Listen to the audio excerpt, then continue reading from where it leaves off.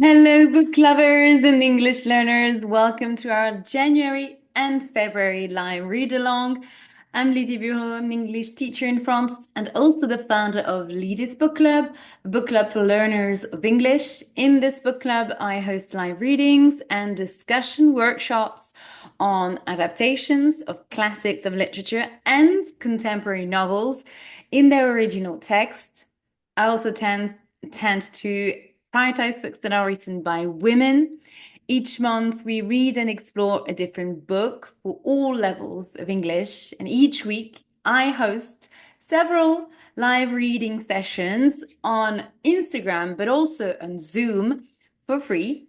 And to be able to attend these live readings, you just need to subscribe to the newsletter, as easy as that, to get the free link to join the Zoom session. Then 3 times a month, I meet with the members of the book club in a live discussion workshop via Zoom to discuss the chapters read over the week. This way, members can improve their speaking and critical thinking skills and be part of a community of book lovers and share their thoughts and decide on the next books to read. For the next 2 months, we are going to read the original text of It Ends With Us by Colleen Hoover, published in 2016. And if you want to know more about the novel and Colleen Hoover's life and work, I invite you to listen to the podcast episode 29. The podcast is called Reading English and it is available on YouTube, but also on Spotify. And today, it is our third live reading session, and we are going to read chapter 3 today. Only chapter 3 because it's quite a long chapter. So that's the plan for today. And next Saturday, I will host the second live workshop to talk about chapters 3 to 7. If you want to attend this discussion workshop, you just need to subscribe to the book club, become a member, and for that, you just go to litisbookclub.com. You have the link in the description, so easy to get to go there. And the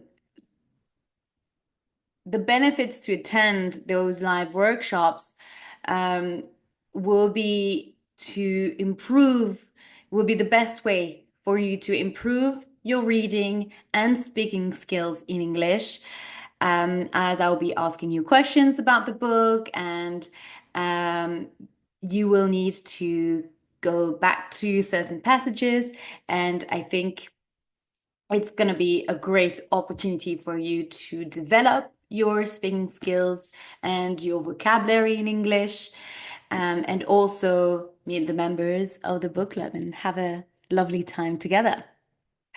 Right, so let's get started.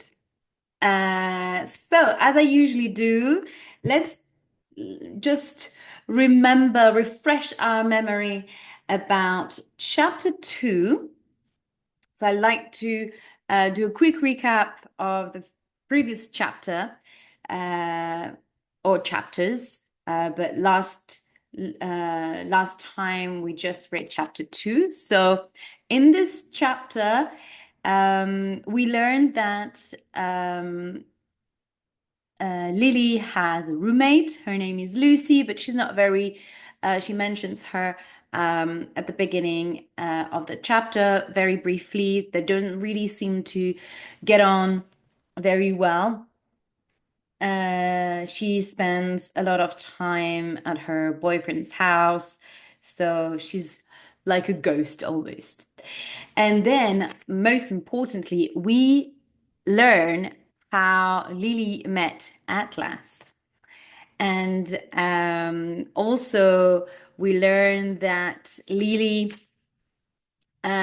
used to, when she was a teenager, she used to write letters to Ellen DeGeneres, who is a TV presenter. She used to have her own TV show, a little bit like Oprah, but the white opera and gay, white and gay opera. So she used to receive famous people, well, celebrities, and also um, more, well, many people who were in the news as well. So she did a lot of interviews, and she's very funny. So you can find those videos of the videos of her show online and on YouTube. Actually, if you don't know her, you can look up and find some videos of her. And well, Lily writes. So in this chapter, we have a lot of letters that in which Lily tells about. She tells how she met Atlas, who at this point in his life, so he's a student, is older than Lily, and he goes to the same school as her, and I think Lily is 15 and is maybe 16 or 17, and he is living in this abandoned house that is next, oh no, opposite her house or something. Yeah, I think so. It's in a neighborhood, very close to her house, and she can see from her window, from her bedroom window, she can see the house, and she notices that there is this boy coming in and out of this abandoned house. So she's going to start making inquiries and ask about this boy until at some point they meet in the bus and or while they're at the bus stop, and they start talking to each other, and she started giving him a food because she noticed that he he probably didn't have any food to eat, so she starts leaving baskets of food at the front door, and and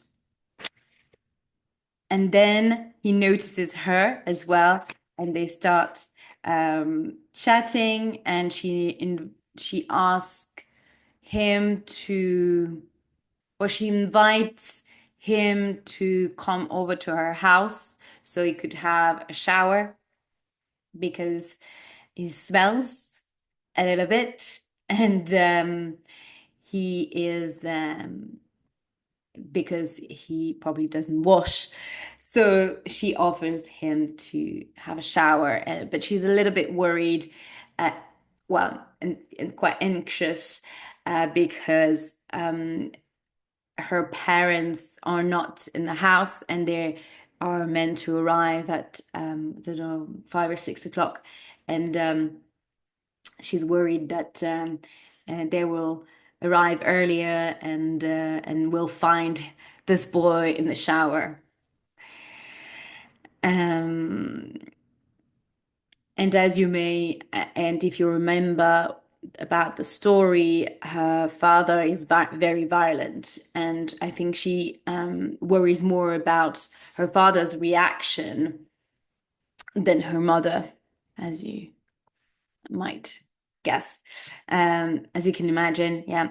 So she is very anxious about in this passage. But eventually he leaves the house, and she gives him some clothes from her father. Um, and hoping that her father would notice. Um, and that's about it. And then we learned that this homeless guy that she fell in love with was Atlas. So it wasn't really a homeless boy. He had parents, but there is still a little bit of mystery around this boy because he seems to have parents, but he doesn't live with them. So there is a bit of mystery around this boy still. So let's see if we learn more about Atlas in chapter 3. Right. Sorry, I have a runny nose, so might stop 1 second. Right. Let's start chapter 3 now. Okay. Chapter 3. 6 months later.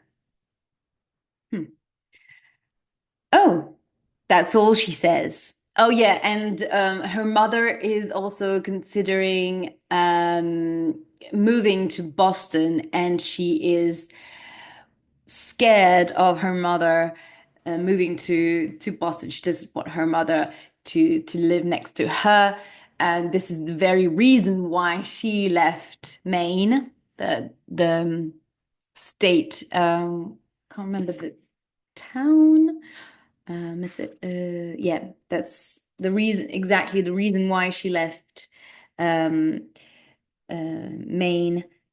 I want to move out of Massachusetts. So she used to live in Massachusetts, and yeah, and that's why she and that's the reason why she doesn't want to live next with that she doesn't want her mother to move to Boston. She wants to kind of have her own life and or take a bit of distance from her childhood and the violence, well, from the memories of her childhood and create her own, um, start anew in a way and put aside um, her her life, her childhood, and move on from her childhood and the difficult childhood that she had with her father. So, and the fact that her mother didn't live. Um, it was the fact that her mother stayed with her father despite being beaten and hit by him. So that was the other important aspect of this chapter. Right. That was at the very end of it. Okay, chapter 3. 6 months later. Oh, that's all she says. My mother turns and assesses the building, running a finger over the windowsill next to her. She picks up a layer of dust and wipes it between her fingers. It needs a lot of work. I know, I interrupt. I point out the windows behind her. But look at the storefront. It has potential. She scrolls over the windows, nodding. There's the sound she makes in the back of her throat sometimes, where she agrees with a little hum from her lips remain tight. But her lips remain tight. It means she doesn't actually agree. And she makes that sound twice. I drop my arms in defeat. You think this was stupid? She gives her head a slight shake. That all depends on how you turns out. Sorry. That all depends on how it turns out, Lily, she says. The building used to house a restaurant, and it's still full of old tables and chairs. My mother Old tables and chairs. My mother walks over to a nearby table and pulls out one of the chairs, taking a seat. If things work out and your floral shop is successful, then people will say it was a brave, bold, smart business decision.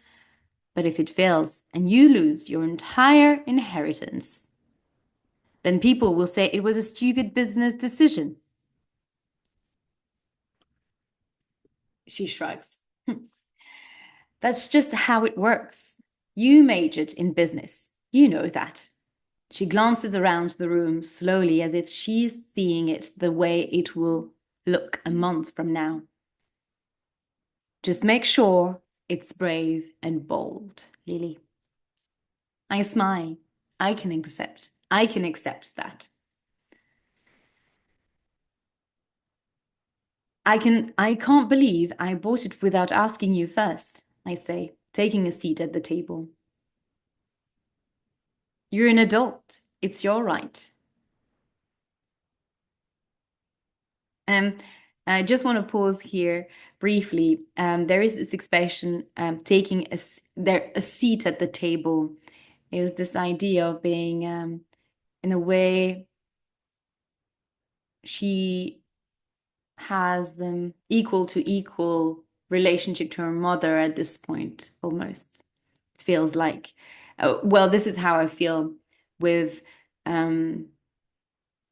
that line at this point in the well at this moment of the chapter.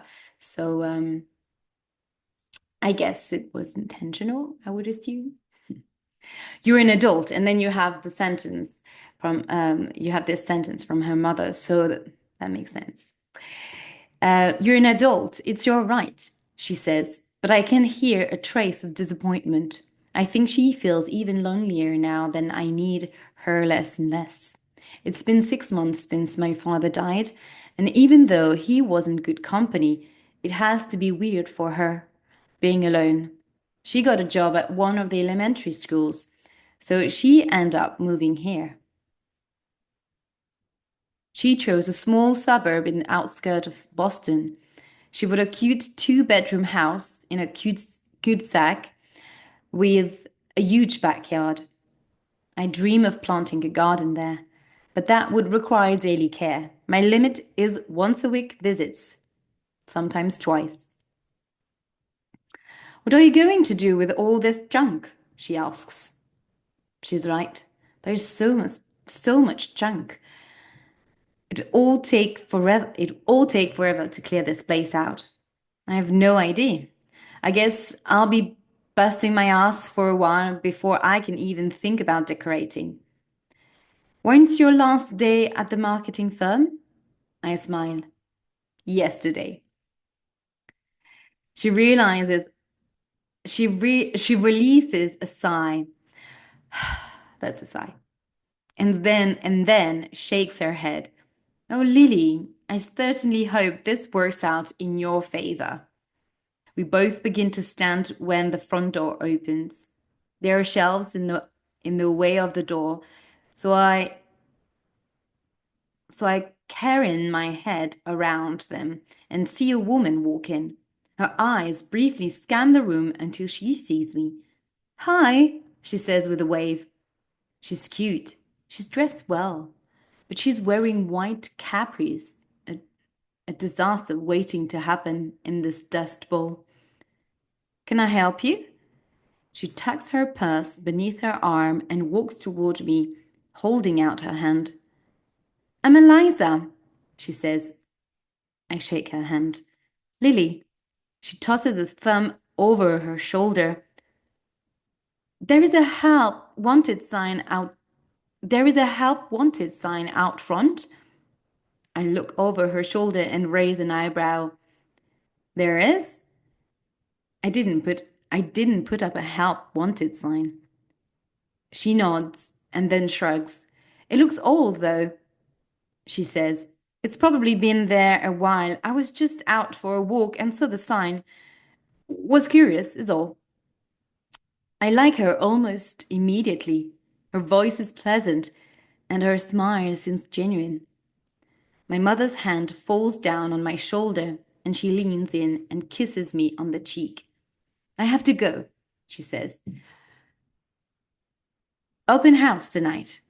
I tell her, uh, she says, open house tonight. I tell her goodbye.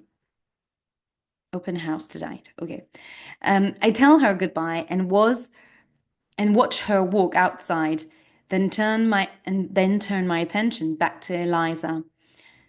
I'm not really hiring yet, I say. I wave my hand around the room. I'm opening up a flower shop, but it'll be a couple months at least. I should know better than to hold I should know better than to hold preconceived judgments. But she doesn't look like she'd be satisfied with a minimum wage job. Her purse probably costs more than this building. Her eyes light up. Really? I love flowers. She spins around in a circle and says, this place has a ton of potential. What color are you painting it? I cross my arm over my chest and grab my elbow. Oops. Rocking back on my heels, I say, not sure. I just got the keys to the building an hour ago, so I haven't really come up with a design plan yet. Lily, right? I nod. I'm not going to pretend I have a degree in design, but it's my absolute favorite thing. If you need any help, I do it for free. I tilt my head. You'd work for free? She nods. I don't really need a job. I just saw the sign and thought, what the heck? But I do get bored sometimes. I'd be happy to help you with whatever you need. Cleaning, decorating, picking out paint colors. I'm a Pinterest whore. Something behind me catches our eye and she points. I could take that broken door and make it magnificent. All this stuff, really. There is a use for almost everything, you know? I look around at the room, knowing full well I'm not going to be able to tackle this by myself. I probably can't even lift half this stuff alone. I eventually have to hire someone anyway. I'm not going to let you work for free, but I could do $10 an hour if you're really serious. She starts clapping, and if she weren't in heels, she might have jumped up and down. When can I start? I glance down at her white capris. Will tomorrow work? You'll probably want to show up in disposable clothes. She waves me off and drops her Hermes bag on a dusty table next to her. Nonsense, she says. My husband is watching the Bruins, the Bruins play. A Bruins probably a team, a sports team. The Bruins play at a bar down the street.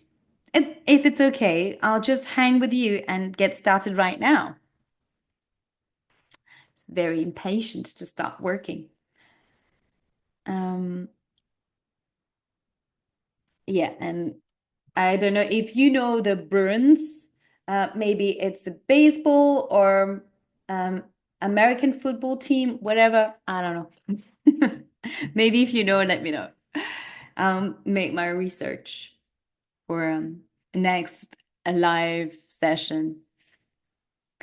2 hours later, I'm convinced I've met my new best friend, and she really is a Pinterest whore. We write keep and toss in sticky notes and slap them on everything in the room. She's a fellow believer in upcycling. So we come up with ideas for at least 75% of the stuff left in the building. The rest, she says, her husband can throw out when he has free time. Once we know what we're going to do with all the stuff, I grab a notebook and a pen and we sit at one of the tables to write down design ideas. Okay, she says, leaning back on her chair. I want to laugh because leaning back on her chair. I want to laugh because her white capris are covered in dirt now, but she doesn't seem to care. Do you have a goal for this place? She asks, glancing around. I have one, I say. Succeed. She laughs. I have no doubt you'll succeed, but you need a vision. I think about my mother, about what my mother said. Just make sure it's brave and bold, Lily. I smile and sit up straighter in my chair. Brave and bold, I say. Brave and bold, I say.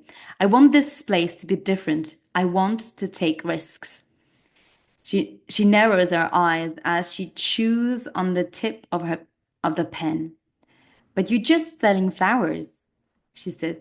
How can you be brave and bold with flowers? I look around the room and try to envision what I'm thinking. I'm not even sure what I'm thinking. I'm just getting itchy and restless, like I'm on the verge of a brilliant idea. What are some words that come to mind when you think of flowers? I ask her. She shrugs. I don't know. They're sweet, I guess. They're alive, so they make me think of life and maybe the color pink and spring. Sweet, life, pink, spring, I repeat. And then, Eliza, you're brilliant. I stand up and begin pacing the floor. We'll take everything, everyone, we'll take everything everyone loves about flowers and we'll do the complete opposite. She makes a face to let me know she isn't following. Oh, okay, I say. What if, instead of showcasing the sweet side of flowers, we showcase the villainous side? Instead of pink accents, we use darker colors, like a deep purple or even black. And instead of just spring and life, we also celebrate winter and death. Eliza's eyes are wide. But what if someone wants pink flowers, though? Well, we'll still give them what they want, of course, but we'll also give them what they don't know they want. She scratches her cheek. So you're thinking black flowers? She looks concerned and I don't blame her. She's only seeing the darkest side of my vision. I take a seat at the table again and try to get her on board. And here there is another play on word, almost like try to get her on board. In big companies, you always have a board members, and those are the people who have usually you have the owner of the company and then investors and mainly investors and the owner of the company or owners. And here there is almost like and again it's that expression, take a seat at the table, to be the decision maker of a business, of the future of a business. So here again you have it's very businessy kind of vocabulary here. Someone once told me that there is no such a thing as bad people. We're all just people who sometimes do bad things. Remember that's, do you remember who says that? Who said that? Well, if you're stuck, here is the answer. So remember at the beginning, in the first chapter, it's Ryle Kincaid says that to her. And I think, and I mentioned it. Did I? I think I did last session. I can't remember when I did the recap of chapter 1. So here she said it. That stuck with me because it's so true. We've all got a little bit of good and evil in us. I want to make that our theme. Instead of painting the walls a putrid sweet color, we paint them dark purple with black accents. And instead of only putting out the usual pastel displays of flowers in boring crystal vases that make people think of life, We go edgy, brave, and bold. We put out displays and darker we put out we put out displays of dark flowers wrapped in things like leather or silver chains, and rather than put them in crystal vases, we'll stick them in black onyx or I don't know, purple velvet vases lined with silver studs. The ideas are endless. Stand up again. There are floral shops on every corner for people who love flowers. What flower shop? But what flower shop caters for to, oh, but what flower shop caters to all the people who hate flowers? Eliza shakes her head. None of them, she whispers. Exactly, none of them. We stare at each other for a moment, and then I can't take it another second.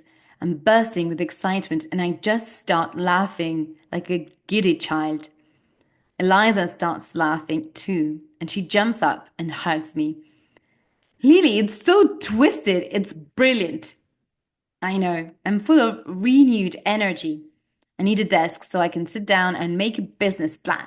But my future office is full of old vegetable crates. She walks toward the back of the door of the store. Well, let's get them out of there and go buy you a desk. We squeeze into the office and begin moving crates out one by one and into a back room. Stand on the chair to make the piles taller so we'll have more room to move around. These are perfect for the window displays I have in mind. She hands me two more crates and walks away. And as I am reaching on my tiptoes to stack them at the very top, the pile begins to tumble. I try to find something to grab hold of, to grab hold of for balance, but the crates knock me off the chair.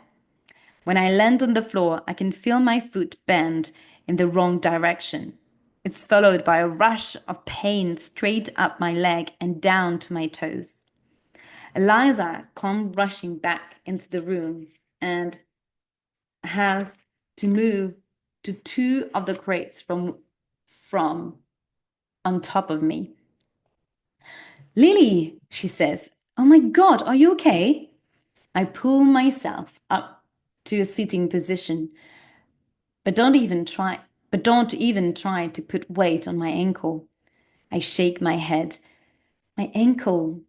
She immediately removes my shoe and then pulls her phone out of her pocket. She begins dialing a number and then looks up at me. I know this is a stupid question, but do you happen to have a refrigerator here with ice in it? I shake my head. I figured, she says. She puts the phone on speaker and sets it on the floor as she begins to roll up my pant leg. I wince, but not so much from the pain. I just can't believe I did something so stupid. If I broke it, I'm screwed. Just spend my entire inheritance in a building that I won't even be able to renovate for months. Hey, Isa, a voice croons through her phone. Where you at? The game's over. Eliza picks up her phone and brings it closer to her mouth. At work. Listen, I need... The guy cuts her off and says, at work? Babe, you don't even have a job. Eliza shakes her head and says, Marshall, listen. It's an emergency. I think my boss broke her ankle. I need you to bring some ice to... He cuts her off with a laugh. Your boss? Your boss? Babe, you don't even have a job, he repeats. Eliza rolls her eyes. Marshall, are you drunk? It's honesty day, he slurs into the phone. You knew that when you dropped us off, Isa. Free beer until, she groans. Put my brother on the phone. Fine, fine, Marshall mumbles. There is a rustling sound that comes from the phone, and then, yeah, Liza spits out our location into the phone. Get here right now, please, and bring a bag of ice. Yes, ma'am. He says the brother sounds like he may be a little drunk too. There is there's there's laughter, and then one of the guys says, "She's in bad mood." And then the line goes dead. Eliza puts her phone back in her pocket. I'll go wait outside for them. They're just down the street. Will you be okay here? I nod and reach for the chair. Maybe I just try to walk on it.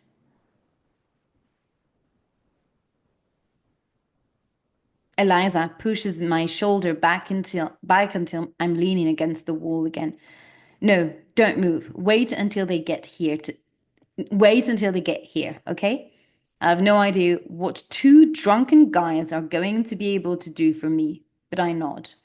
My new employee feels more like my boss right now, and I'm kind of scared of her at the moment. I wait in the back for about 10 minutes when I finally hear the front door to the building open. What in the world? A man's voice says. Why are you all alone in this creepy building? I hear Liza say, she's back here. She walks in, followed by a guy wearing a onesie. Onesie, sorry, honestly, it's onesie. It's a onesie. Oh my God, I never saw it. I heard the word, but I never saw it written. Onesie. Sorry, so it's onesie day. Oh my God. A onesie is this thing that you zip up. It's one outfit, and it's mainly it is it's like a pajama kind of thing, something that you would wear, and usually it's with like unicorn or like animals kind of onesie print, and it's usually well dress up parties or just to stay at home, I would say. So onesie. Um, So I hear Liza say she's back here. She walks in and followed by a guy wearing a onesie. He's tall, a little bit on the thin side, but boyishly handsome with big, honest eyes and a head full of dark, messy, way past due for a haircut hair. He's holding a bag of ice. Did I mention he was wearing a onesie? I'm talking a legit full-grown man on a SpongeBob onesie. So it's not a unicorn, so it's SpongeBob. This is your husband? I ask her, cocking an eyebrow. Eliza rolls her eyes. Unfortunately, as the husband. Okay. Um, Unfortunately, she says, glancing back at him. Another guy, also in a onesie, walks in behind them, but my attention is on Eliza as she explains why they're wearing pajamas on a random Wednesday afternoon. There is a bar down the street that gives out free beer to anyone who shows up in a onesie during the Bruins game. She makes her way over to me and motions for the guys to follow her. She fell off the chair and hurt her ankle, she says to the other guy. He steps around Marshall, and the first thing I notice are his arms. Holy shit. I know those arms. Those are the arms of a neurosurgeon. Eliza is his sister? The sister that owns the entire top floor with the husband who works in pajamas and brings in 7 figures a year. As soon as my eyes lock with Ryle's, his whole face morphs into a smile. I haven't seen him in God, how long ago was that? 6 months? I can't say I haven't thought about him during the past 6 months because I've thought about him quite a few times, but I never actually thought I'd see him again. Ryan, this is Lily. Lily, my brother. Um, Ryan, this is Lily. Lily, my brother, Ryle, she says, motioning toward him. And that's my husband, Marshall. Ryle walks over to me and kneels down. Lily, he says, regarding me with a smile. Nice to meet you. It's obvious he remembers me. I can see it in his no I I can see it in his knowing smile. But like me, he's pretending this is the first time we've met. I'm not sure I'm in the mood to explain how we already know each other. Ryle touches my ankle and inspects it. Can you move it? I try to move it, but a sharp pain shoots all the way up my leg. I suck, I suck in hair through my teeth and shake my head. Not yet, it hurts. Ryan motions to Marshall. Find something to put the ice in. Eliza follows Marshall out of the room. When they're both gone, Ryle looks at me and his mouth turns into a grin. I won't charge you for this, but only because I'm slightly inebriated, he says with a wink. I tilt my head. The first time I met you, you were high. Now you're drunk. I'm beginning to worry you aren't going to make a very qualified neurosurgeon. He laughs. It would appear it would appear that way, he says. But I promise you, I rarely ever get high, and this is my first day off in over a month, so really needed a beer or five. Marshall comes back with an old rag wrapped around some ice. He hands it to Ryle, who presses it against my ankle. I need that first aid kit out of your trunk. And I need that first aid kit out of your trunk, Ryle says to Eliza. She nods and grabs Marshall's hand, pulling him out of the room again. Ryle presses his palm against the bottom of my foot. Push against my hand, he says. I push down with my ankle. It hurts, but I'm able to move his hand. But I'm able to move his hand. Is it broken? He moves my foot from side to side and then says, I don't think so. Let's give it a couple of minutes and I'll see if you can put any weight on it. I nod and watch as he adjusts himself across from me. He sits cross-legged and pulls my foot onto his lap. He looks around the room and then directs his attention back at me. So, what is this place? I smile a little too big. Lily Blooms. He'll be a floral shop in about 2 months' time. I swear his whole face lights up with pride. No way, he says. You did it. You're actually opening your own business. I nod. Yep. I figured I might as well try it while I'm still young enough to bounce back from failure. One of his hands is holding the ice against my ankle, but the other one is wrapped around my bare foot. He's brushing his thumb back and forth like it's no big deal that he's touching me.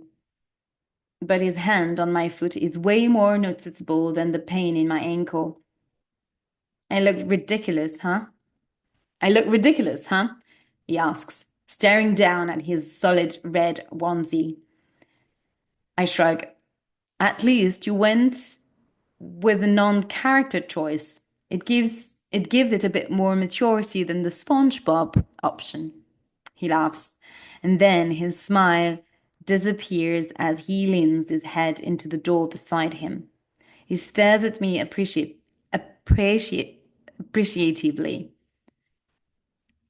You're even prettier in the daytime. A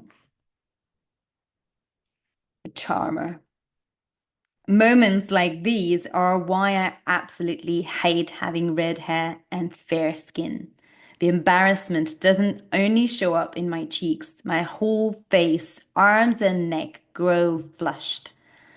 I rest my head against the wall, begin the wall behind me and stare at him just like he's staring at me. You want to hear the naked you want to hear naked truth? You know, she's staring at me. You want to hear a naked truth? He nods. I wanted to go back to your roof on more than one occasion since that night, but I was too scared you'd be there. You make me kind of nervous. His fingers pause. His fingers pause their strokes against my foot. My turn? I nod. His eyes narrow as his hand moves to the underneath of my foot. He slowly traces his fingers from the tops of my toes down to my heel. Oh, suspense, sorry. I still very much want to fuck you. Someone gasps, and it isn't me. Riley and I both look at the doorway, and Eliza is standing there, wide-eyed. Her mouth is open as she points down at Ryle. Did you just? She looks at me and says, I'm so sorry about him, Lily. And then she looks back at Ryle with venom in her eyes. Did you just tell my boss you want to fuck her? Oh dear. Ryle pulls his bottom lip in and chews on it for a second. Marsha walks in behind Eliza and says, what's going on? Eliza looks at Marshall and points at Ryle again. He just told Lily he wants to fuck her. Marshall looks from Ryle to me. I don't know whether to laugh or crawl under the table and hide. You did? He says, looking back at Ryle. Ryle shrugs. It appears that way, he says. Eliza puts her head in her hands. Jesus Christ, she says, looking at me. He's drunk. They're both drunk. Please don't judge me because my brother is an asshole. I smile at her and wave it off. It's fine, Eliza. Lots of people want to fuck me. I glance back at Ryle. He's still casually stroking my foot. At least your brother speaks his mind.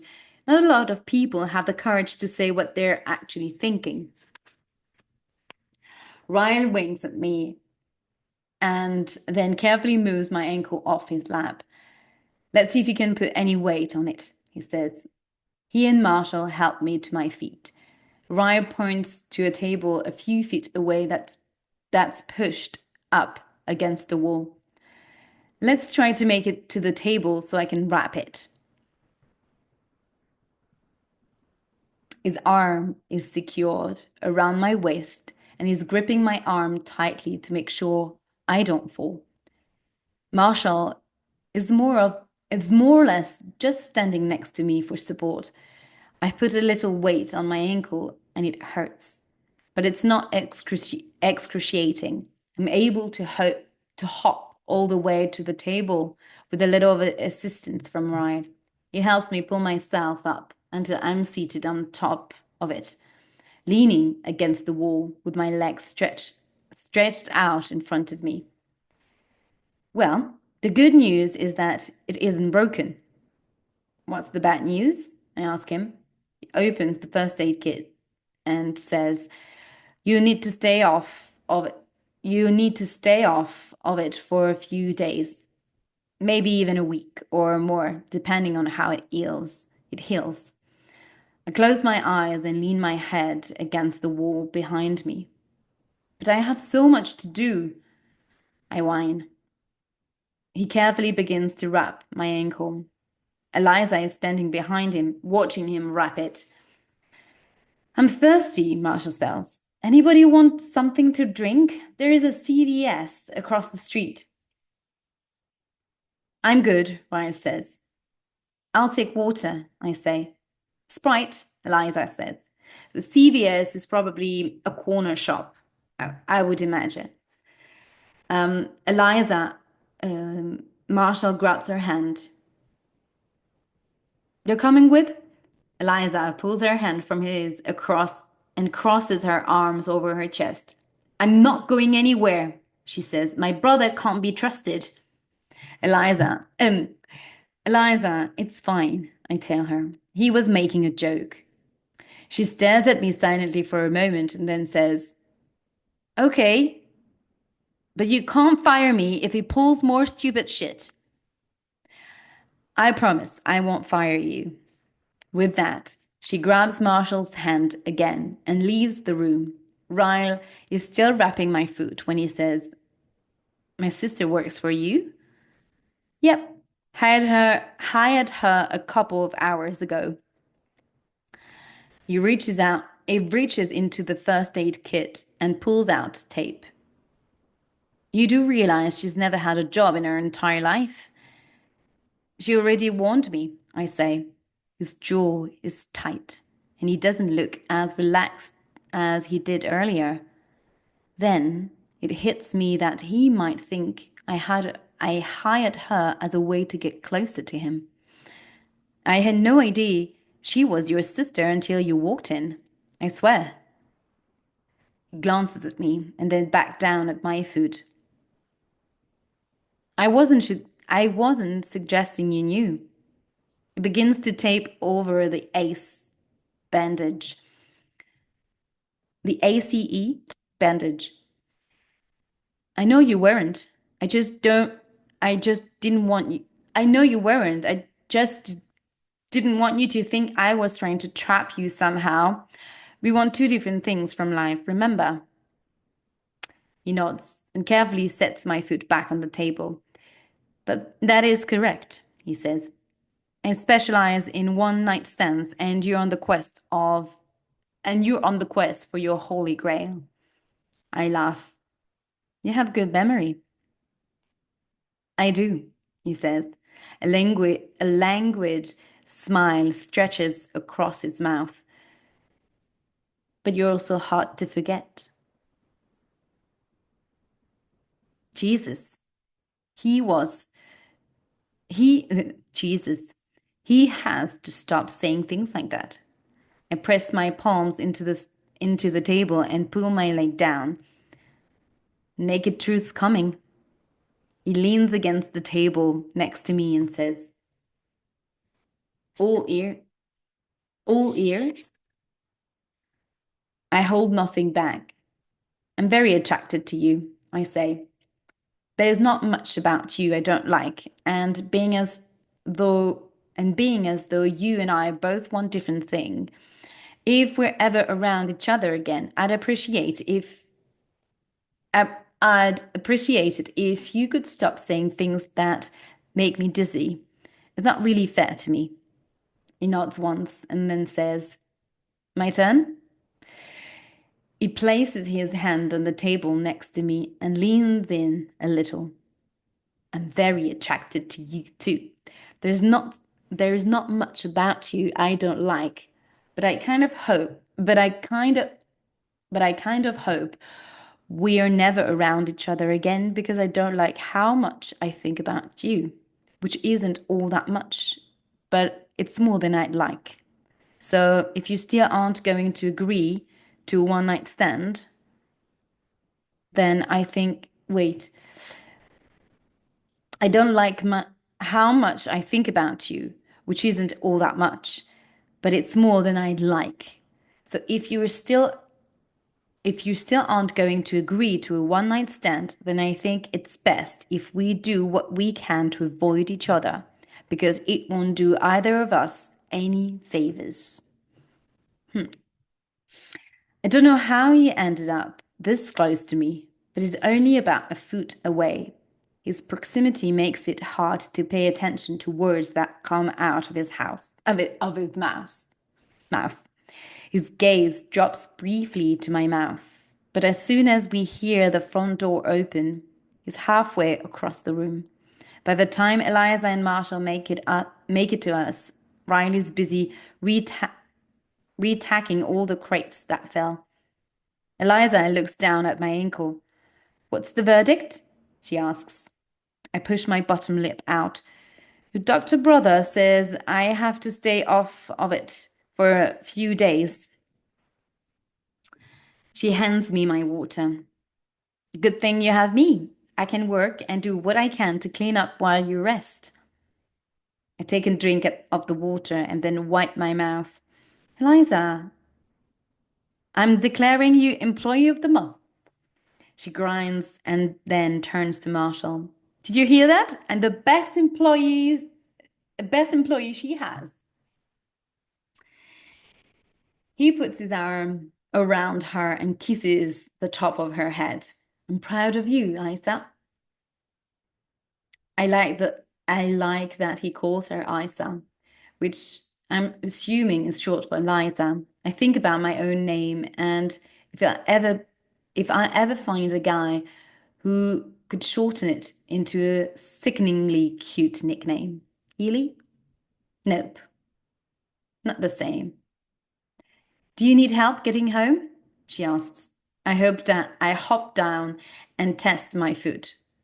Maybe just to my car?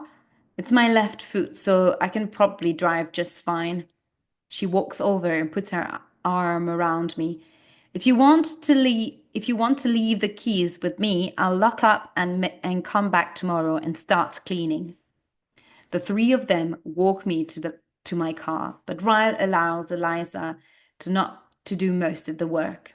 He seems almost scared to touch me now for some reason. When I'm in the driver's seat, Eliza puts my purse and other things on the floorboard and sits in the passenger seat. She takes my phone out and begins programming her number into it. Ryle leans into the window. Make sure to keep eyes on it as much as you can for the next few days. Bath help too. I nod. Thanks for your help. Eliza leans over and says, Ryle, maybe you should drive her home and take a cab back to the apartment just to be safe. Ryle looks down at me and then shakes his head. I don't think that's a good idea, he says. She'll be fine. I've had a few beers, probably shouldn't be driving. You could at least help her home, Eliza suggests. Ryan shakes his head and then pats the roof of the car as he turns and walks away. I'm still watching him when Eliza hands me back my phone and says, seriously, I'm really sorry about him. First he hits on you, then he's a selfish asshole. She climbs out of the car and closes the door, then leans through the window. That's why he'll be single forever for the rest of his life. She points to my phone. Text me when she for the rest of his life. She points to my phone. Text me when you get home and call me if you need anything. I won't count favors as work time.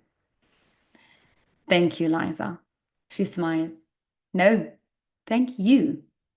I haven't been this excited about my life since that Paolo Nutini concert I went to last year. Paolo Nutini, oh my God, I'm such a fan of this guy. He's a Scottish singer with the Italian roots, and he's got a voice, a sublime voice. Amazing. Doesn't do much singing now, but yeah, he released amazing songs. Love him. Um, and he's cute too.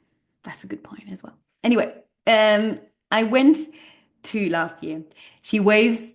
So I'm glad to have the same to have Uber's same taste in music, it seems. um, she waves goodbye and walks toward where Marshall and Ryan are standing.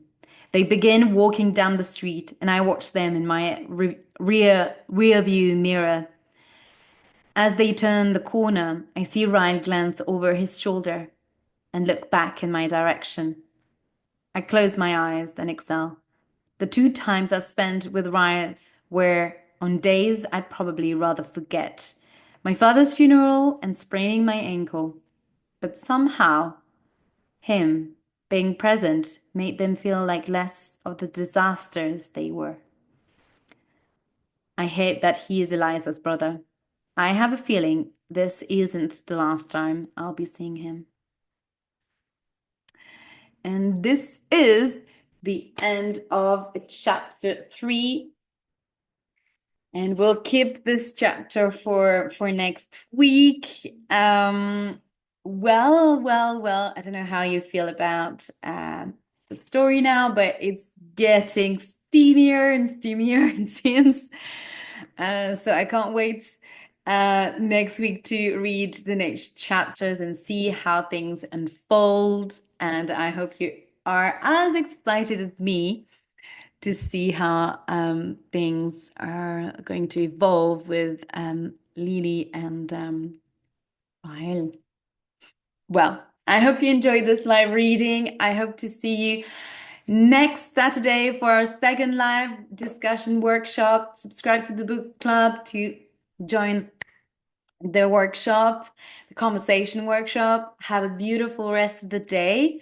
And I will see you definitely next Wednesday at 2 p.m. Central European Time for our fourth live reading session. We will read chapters 4, 5, and 6.